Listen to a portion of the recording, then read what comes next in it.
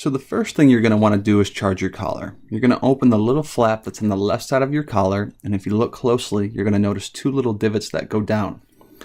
You're going to plug it in, and the collar should only really take 2 to 3 hours to charge. Once it's fully charged, it's going to read green like that. Then you can unplug it. Once it's unplugged, you're going to want to do what's called the perfect fit test. So if you notice that there's some blinking red right there in the middle, all you need to do is put your 2 fingers on the prongs and it's going to start beeping. Once it stops beeping, you're good to go. The collar just wants to make sure that it's actually making contact on the dog's neck before you start training. To set the strength of the collar, you're going to push the button in between the 2 prongs. So push it once, 1. That's in a 1 of 6. So if I hit it again, 1, 2. If I hit it again, 1, 2, 3, all the way up to 6, and it's going to start back over. Now if I stop pushing here for a couple seconds, it's at a 4. Now it's going to set at a 4. So now it's set at a 4. And I'm going to push it again. Now it's going to go up to a 5. All the way up to a 6. And then it's going to start back over at 1. You're probably best to start training your dog at a 2 and then kind of work your way up from there. On your transmitter, there's the A setting and there's the B setting. The B setting is your traditional technology where the signal field's going to come 5 to 10 feet in and 5 to 10 feet out, right? This is what you're going to set it to for at least the next couple weeks.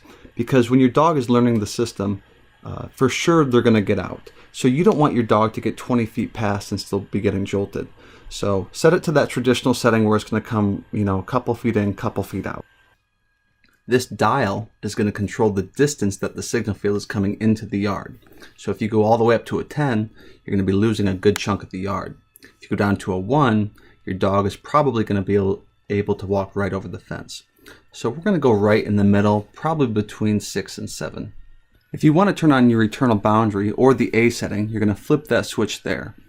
It's going to allow your dog to go right up to the line, and it's not going to actually correct him until he steps over. But it's not going to stop correcting him until he comes back into the yard.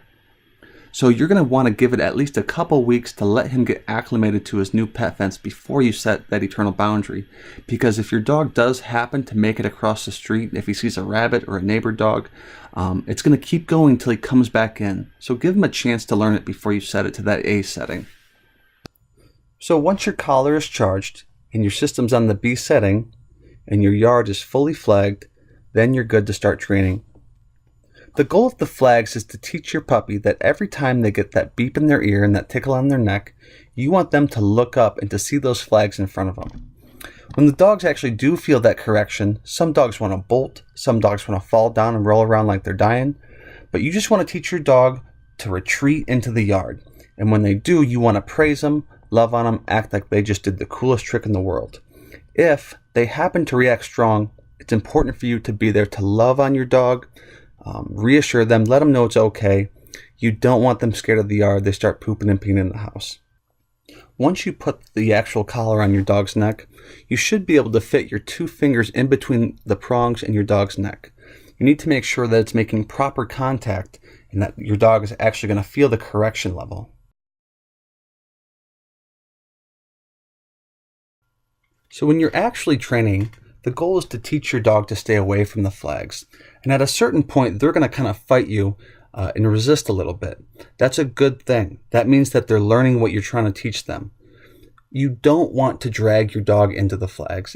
It's very counterproductive to what you're actually trying to teach him. So if they start to plant their feet, you can give them encouragement, but you never want to drag your dogs into the fence. It'll do nothing but damage their trust with you. Tanner, come here. Come on. Come here, buddy. Come here. Tanner, come here. Come here.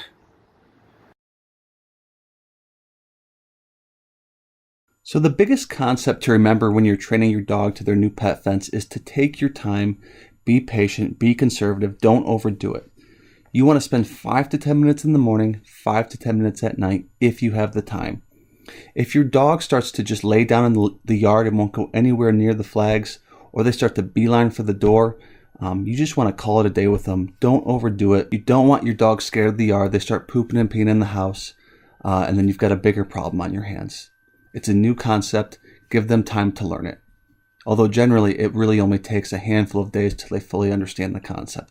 Again, thank you so much for choosing pet containment to keep your furry friends safe.